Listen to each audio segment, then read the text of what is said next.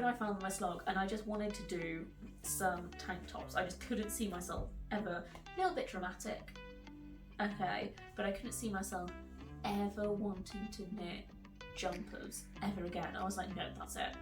All I want to knit for the rest of my life now is tank tops. I can't handle another jumper, absolutely not. Hi, my name is Sian and this is Handmade Here. Here is everything I knit in 2023. And when I say everything I knit in 2023, there are still some whips that I'm not going to include here. I've actually realised that all my FOs are actual full like tops, like garments. I actually didn't finish, I don't think, a single accessory. I've got one mitten without the thumb, so just like one mitten. I did finish a headband, but I don't like it, so I'm gonna frog it and re-knit it, so I wasn't gonna show it here. I also have one sock. I have another sock, well, the second pair of socks I actually have two socks for, but they're the Soxolotl socks. I'll put the pattern somewhere. And so the socks that look like axolotls, and you also need to knit 8 legs for the socks, and I think I've knit 4 legs, so literally all I need to do is knit the 4 legs and I'm done. But basically this is me getting the excuses in early, because yeah, I was expecting to have a bit more finished and expecting to have some accessories finished, because I have to do work on them. I just don't seem to have finished any, but that's okay. That's how it goes. So I just want to quickly mention my lovely boy Charlie.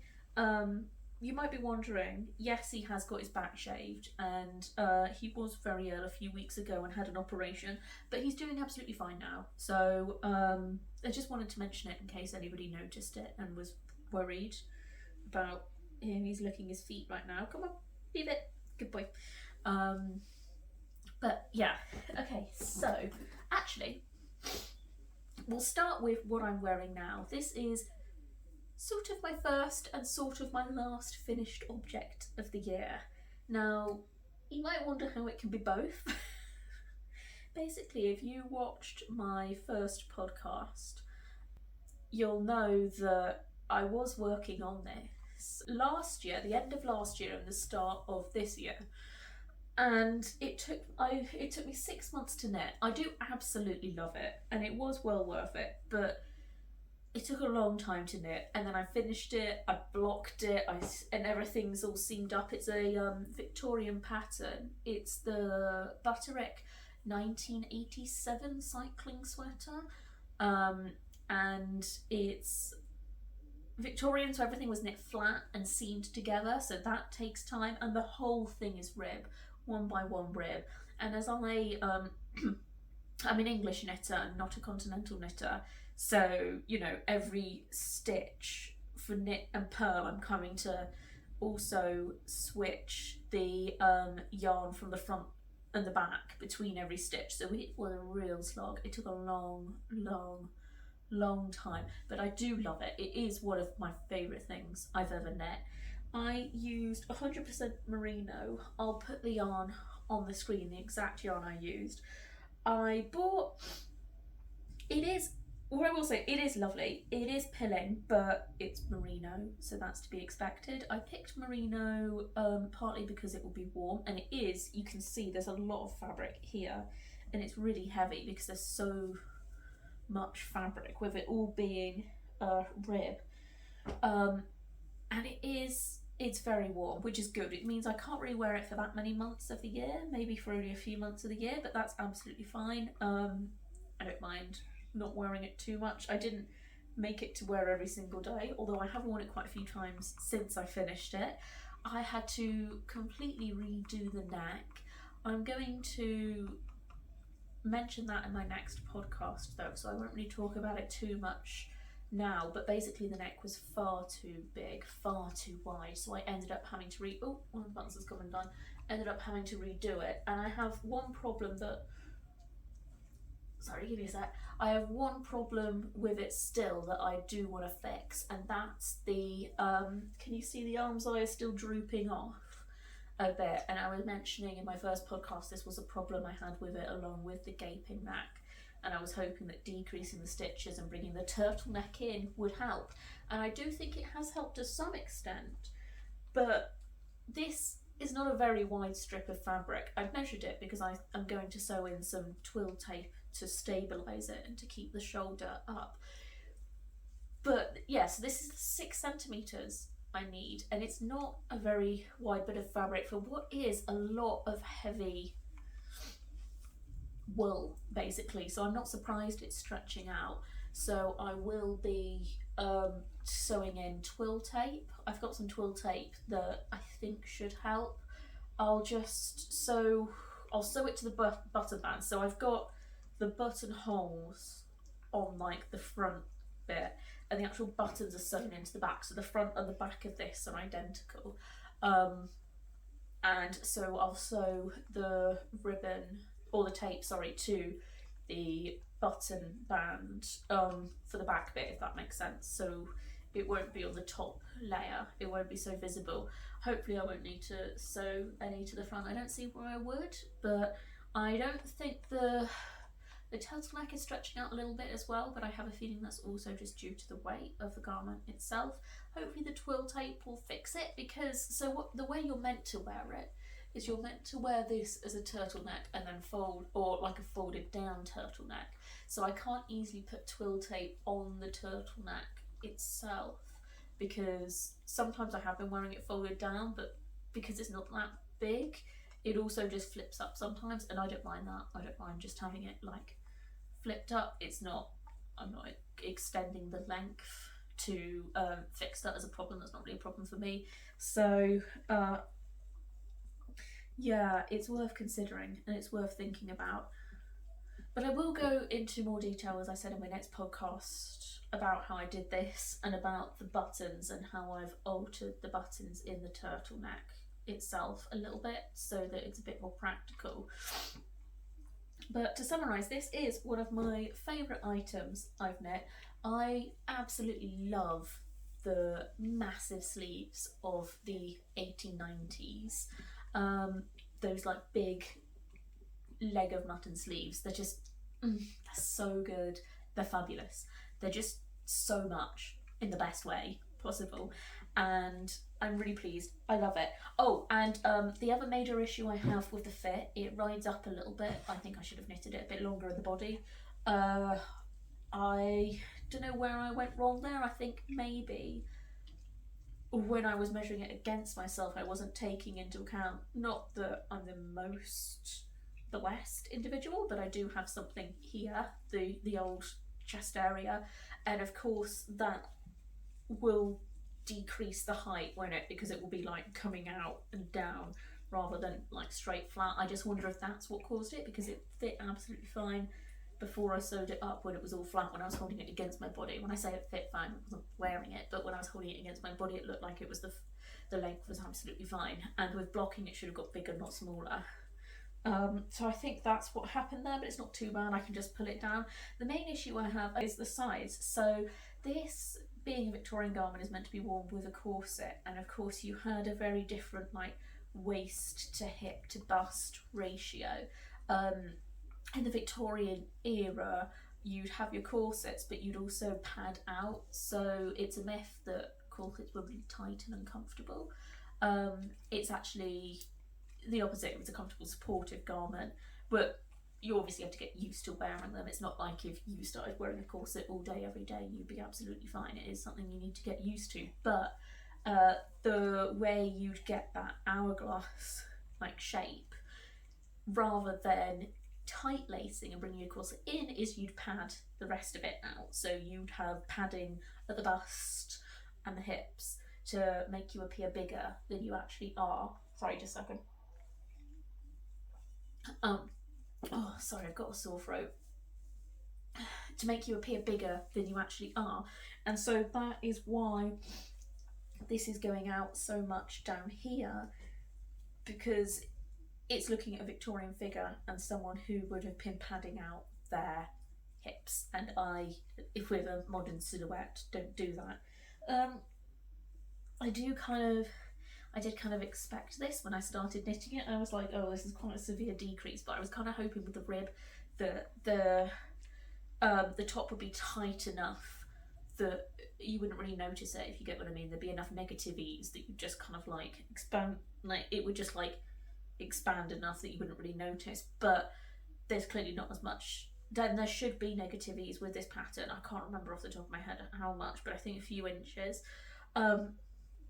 But that's not what's happened. It's too big. It's not the end of the world. I don't really think anyone notices it except for me, but it is a little bit annoying. However, if I do ever decide to wear this with a corset, it'll look good then. So it's not all bad. But yeah, this is my first finished object of the year / my last finished object of the year. The bulk of it, the first finished object, but finishing off the turtleneck made it the last finished object of the year. So my next finished object is, I'm pretty sure, my all-time favourite thing I've ever knit. I absolutely love it. I'm sorry I don't exactly remember the name off the top of my head. I can't pick it up on my phone because I'm filming with my phone, but I think it's the Zosia, I'll put the name up, wrap top, and it's absolutely beautiful. I made this with one strand of, it's like mohair but it's not, it's a cashmere, it's a Rowan yarn, it's a cashmere alpaca silk blend. It's more than, if I bought it full price, it's more than I would have paid for yarn, particularly as the only mohair I've ever used and ever knit up with is the Hobie Diablo mohair, because it's just so cheap and I only ever buy that on offer. But this was on clearance at Wool Warehouse, so I ended up buying it and using this, and it is lovely. It's so soft and it is different to mohair. The fibre length isn't as long as a mohair is. I actually have a top in here. This is mohair, and yeah, I can see, I might try and take a photo, but I can see that the fibre length is a lot longer for mohair, and a lot less kind of like curly and a lot thicker. Well, not a lot thicker, but a bit thicker than what I assume is the cashmere. I think the cashmere is quite a light, quite a thin diameter of wool. But it is absolutely beautiful and stunning, this top. It was a bit of a slog because it's a wrap top, so you end up knitting like twice as much on the front, in some areas of the front. And I saw some people didn't add the lace pattern on the sleeves. I did. I'm really glad I did. I just absolutely love it. But yeah, anyway, sorry, as I was saying, so I knit the body, and then I knit the sleeves, and then I was like, oh my god, I'm nearly done. This is so exciting. And then I started on the waistband, and the waistband is long, and I didn't even do the longest length because I knew I wasn't going to tie it in a bow. I was just going to like tie it in a knot and leave it. I think a bow would be a bit big, I don't know. Anyway, so I didn't do the longest sleeve length. I also altered the pattern for the waistband. I'm quite short, and I think I'm short-waisted. I'm pretty sure I'm short-waisted. I haven't got the like longest torso, so initially I was like, oh well, I'll do the wide waistband because the lace is so pretty, and I cast that on and I started knitting it, and I was like, no, this is ridiculous, this is way too big for me. It's not gonna suit me at all. So then I cast on the smaller one, and that was still too big. So what I ended up doing was taking the smaller one and altering the pattern. The problem is, I mean, this was beautifully blocked out, but obviously I've worn this a lot over the summer. It's not really something I can wear in the middle of winter now, but I have worn this a lot, so it's actual waistband is crumpled up, so you can't really see it very well. Maybe I'll try and take some pictures. But yeah, so I ended up making it even thinner than it said in the pattern just by cutting out. So you've got edging like that you knit along with it, either side to like finish the edges. I kept that the same, and I kept the central like lace motif the same, and I just shortened either side of it so there wouldn't be quite so much, and I'm really, really pleased with the way it turned out. I wore this so much over the summer. It's very packable in a bag. It really packs up small. It's incredibly light. It weighs hardly anything, because the stitches are all so open, because it's just one strand of this like mohair like lace weight yarn, and I actually wore it on my wedding day. I made my own. I got married earlier on this year in the summer, and I made my own wedding dress, and in the evening it got a bit chilly, so I ended up bringing this with me and putting this on, and I just absolutely love it. What I will say is it grew a lot with blocking, and I did do a gauge swatch, but I just did a stockinette gauge swatch. I'm pretty the stockinette like on the back. I'm pretty sure, I don't remember exactly because I did this earlier on in the year, but I'm pretty sure I did not do a gauge swatch with the lace. In fact, I'm almost certain I didn't. So I was surprised by quite how much the lace blocked out. This wasn't my first knitting pattern using lace, and I did know that lace stretched, but I'd never done any knitting where it was like kind of a lot more of it was lace, if you get what I mean. So for instance, yeah, the sleeves are like all lace. I mean, yeah, okay, there's some like stockinette sections between the lace, but basically the whole of the sleeve is lace, and then the whole of the front is lace. As I said, yeah, I do appreciate there's like some stockinette between it, but I still count it as like a all lace, like everything was charted for the front and for the sleeves. So I didn't realise quite how much it would grow. Luckily, it being a wrap top, it doesn't really matter because I can just tie it tighter. Or also, it's such a like airy, light, delicate, feminine top that even if it is a bit loose and a bit baggy, it doesn't really matter. Again, it just kind of like goes with the look. So that was not an issue at all. That was absolutely fine. The only issue I have with the fit of it is the length of the sleeves. Now, this never happens to me. I always have the opposite problem, but these sleeves are too long. They got so long with blocking. I was expecting the width to increase because of the lace, but I wasn't expecting the length to increase quite so much, and it didn't seem to make that much of a difference with the body, or if it did, I knitted it too short in the body and it turned out absolutely fine, but it really made a difference with the sleeves. These sleeves are really long. They are like falling off my hands when I wear it sometimes. But as I said, it's just like, it kind of like goes, I think, with the whole, like, because they're like big sleeves anyway. It's not tight or anything, so it looks fine. It's just a little bit annoying, I guess, if you're eating. You don't want to have your sleeves falling into your food. One other thing, I did do some bust decreasing. So you can do a little bit of decreasing, it's optional, at the front for the bust before you attach the waistband.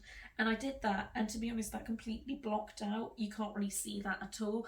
There are two, so you either don't do any decreasing, or you do decreasing for a smaller bust or decreasing for a bigger bust. I did the decreasing for the smaller bust, and yeah, you basically can't even really see it. That's not a big issue for me because I don't have a particularly big bust. If you do have a larger bust, then you'll be decreasing more stitches, so that might not be an issue anyway. It might solve the problem. But yeah, this is my wrap top and my favourite thing I knit this year, and probably I've ever knit, to be honest. And I thought this was going to be my favourite thing I've ever knit. I love this.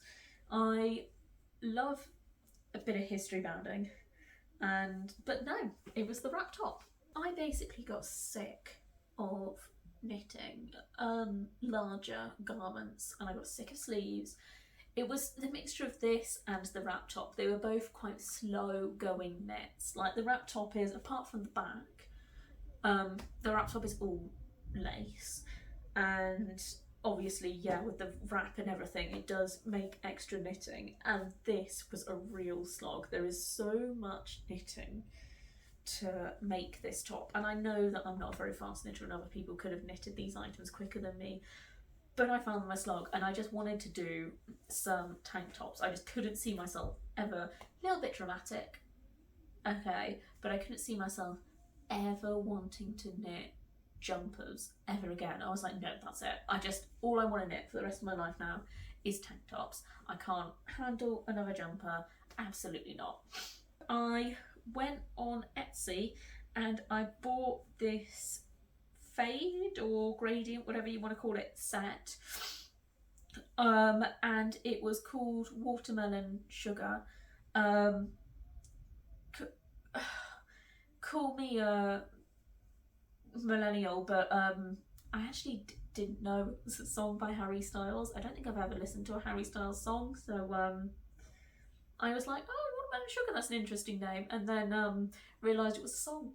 So there you go. Anyway, yeah, so it's a merino yak mix, and it's lovely, and it gives it a much more of a depth of colour, actually, because the seller, As Yet Yarns, was also offering this with just a merino base, or possibly it was merino nylon. Sorry, I'm not entirely sure. But anyway, yeah, and this I just thought was much nicer because it just made the colours so much deeper and richer. This isn't the only yarn with yak I actually knit with over the summer. I just really love the way it looks in yarn and the way it deepens whatever colours you're using. It's beautiful. So this pattern is the outline tank, and I love it. I'm going to knit this again next year, and I've never re-knit a pattern, but I definitely want to re-knit this. I also not knit a garment. So admittedly it's only a tank top, but it is a garment out of fingering weight yarn. The only thing I'd knit was a pair of socks. So I was a little hesitant to begin with because I was worried it was going to take a long time. I mean, I knew that you had like the V-neck, so you'd not really have much like yoke to knit, and you wouldn't have sleeves. So, but on the smaller needles, I was worried it was just going to take a lot of time. But this knit up quick. This only took me about a month to knit, and it was a really fun knit, and it really, like, having the different colours and the fade set really kept me going because I wanted to, you know, finish up one colour and start the next colour, and then finish that up and start the next one. And I think that really helped and gave me a push. What I will say is with the colours, I didn't have quite enough for the striping to be exactly the same widths on the front and the back. So, and also the bottom colour, the stripe for that is a bit smaller because you've got half twisted rib along here, and that obviously takes up more yarn than stockinette. So the bottom colour is a little, the stripe for that is a little smaller, which is absolutely fine.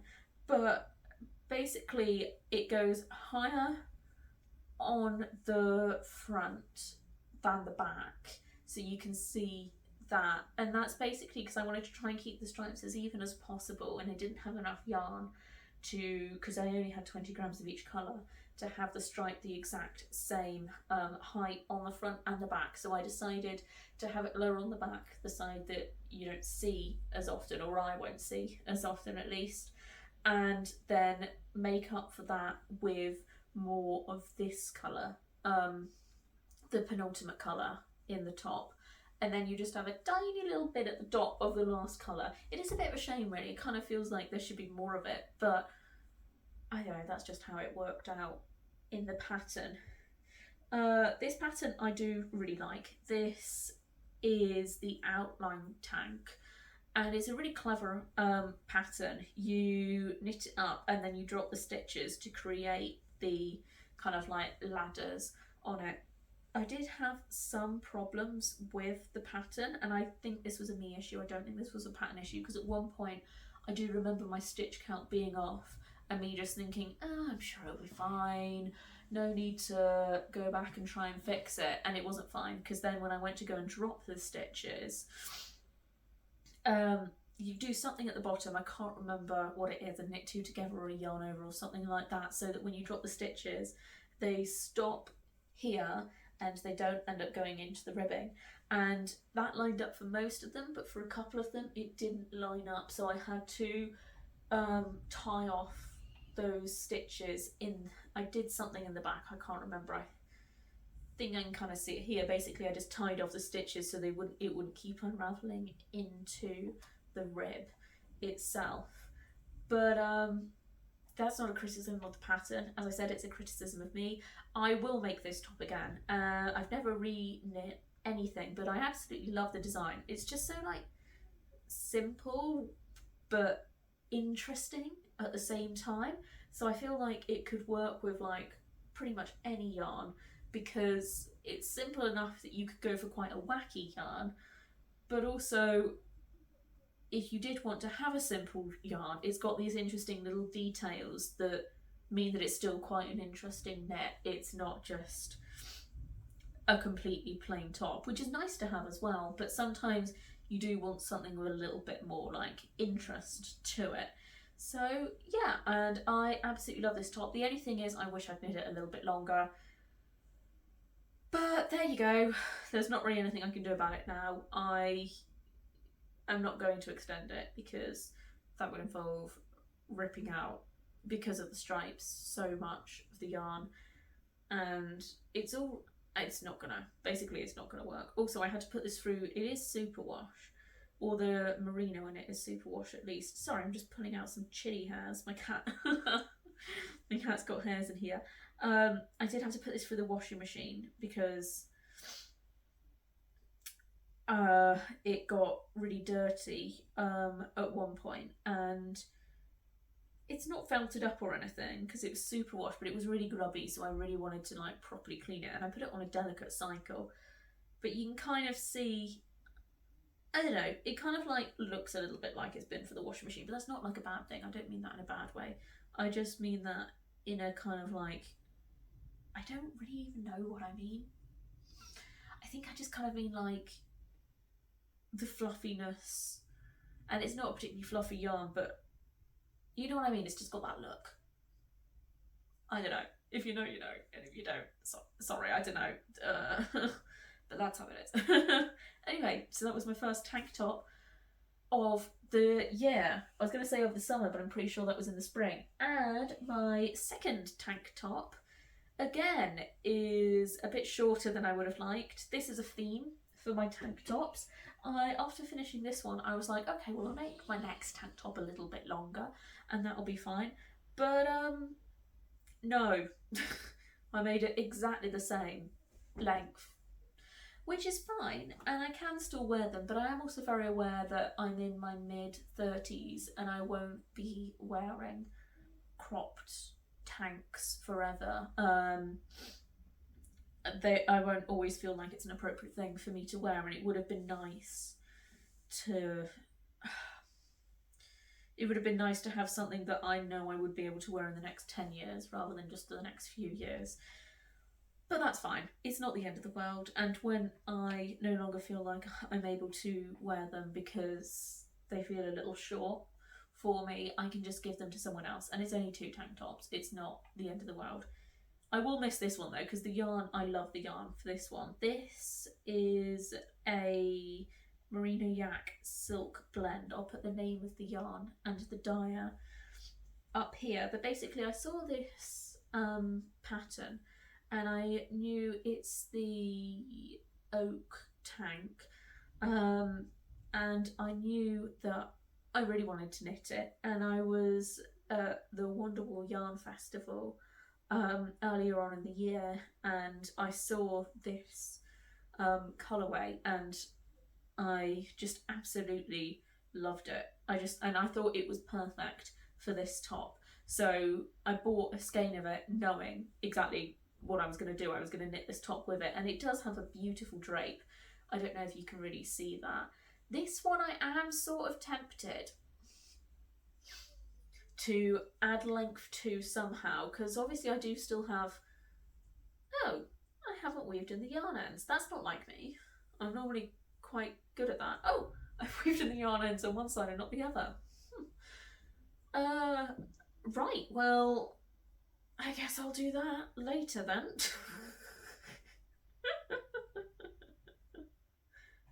Sorry, got distracted. Anyway, yeah, I am kind of a bit tempted to add a bit of length to this because I still have some of this yarn left. I don't remember off the top of my head how much, but I have enough that I could extend it. I saw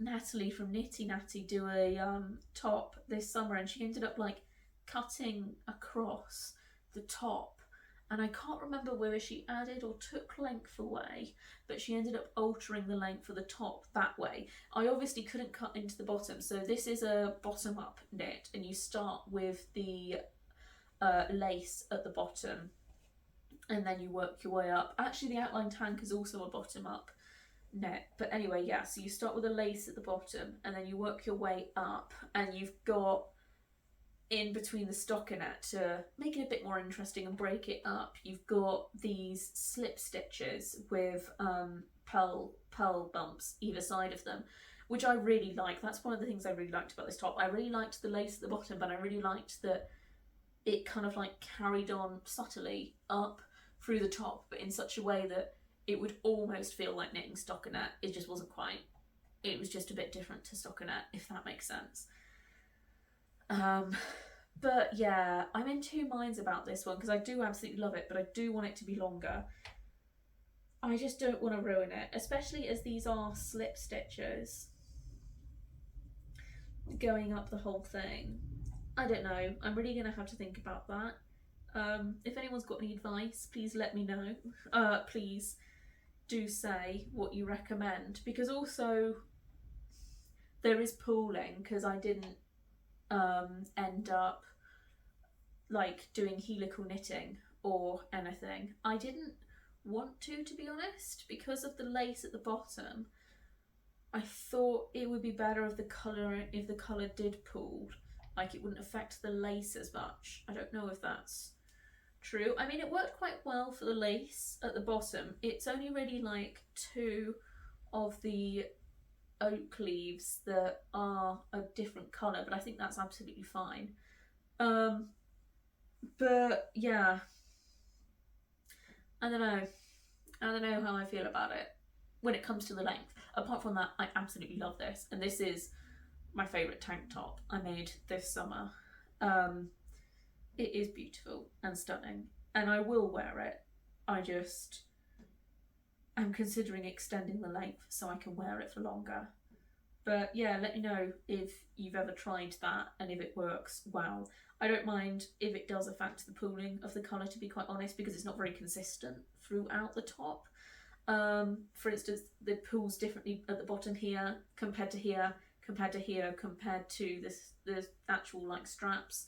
So it's not the end of the world if that's the case. But yeah, that's my outline tank. And so my next top I've actually had on my podcast, my first podcast. This is the tie tank, and again, it's hand dyed yarn, Squeal from Debonnaire. I'll put the details on the screen, and it's quite a plain stockinette top, but it's really interesting. I actually really like the way it looks on. I quite like a low back. I just think it's nice. It's like showing a bit of skin, but not in a way where I feel self-conscious, if you get what I mean.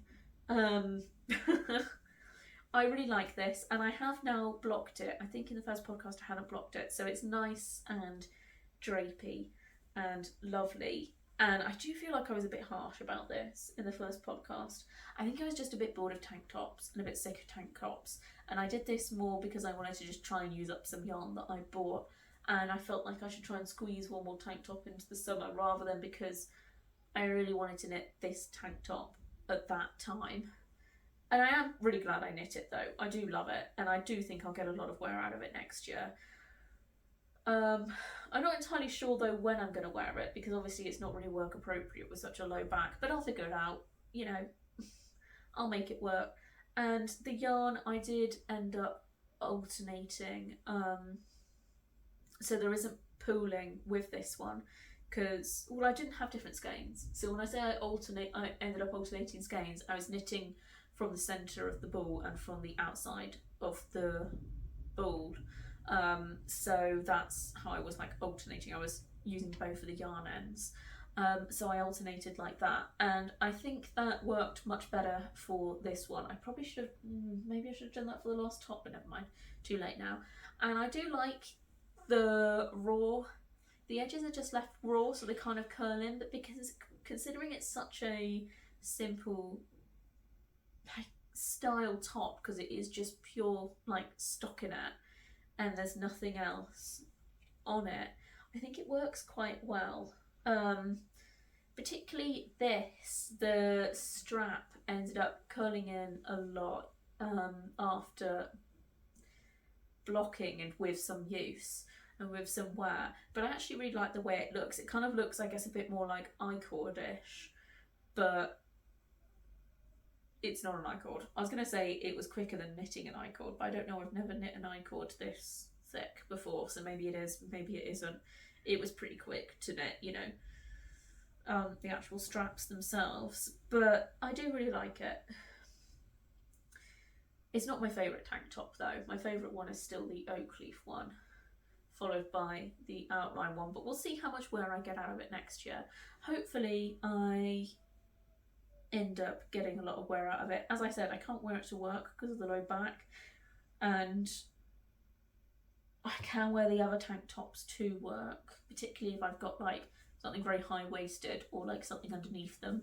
So I do think I'll get more wear out of them, but this yarn is stunning. It is really beautiful, and I am really glad that I did knit this in the end. Got one more finished object and one honourable mention, and when I say honourable mention, it is blocking now, so it is nearly finished. So I've done the bulk of the knitting for the scarf, and then I will have to do some duplicate stitching to finish off the pattern on the scarf, and then sew a lining to the back of it. So it will be finished before the end of the year. It just wasn't finished in time for me to film this video. But this I have talked about in my first podcast and my second podcast. I don't know if I've put the second podcast out yet, but if I haven't, it will be coming out soon. Oh god, it smells so good.